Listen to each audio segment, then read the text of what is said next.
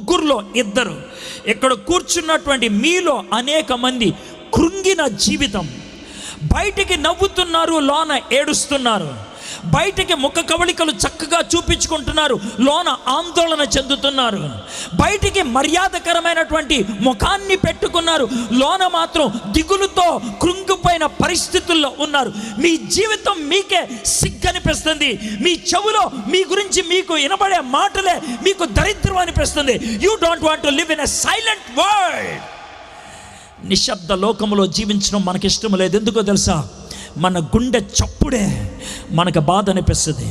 మన ఆత్మ ఘోషే మనకి చాలా కష్టం అనిపిస్తుంది. We can listen to anybody out side but not from inside. బయట నుంచి ఎవడు వాగినా వినటానికి బాగానే ఉంటుంది, కానీ మన వాగుడు వినటానికే మనకు కష్టం అనిపిస్తుంది. ఈ ఆధునిక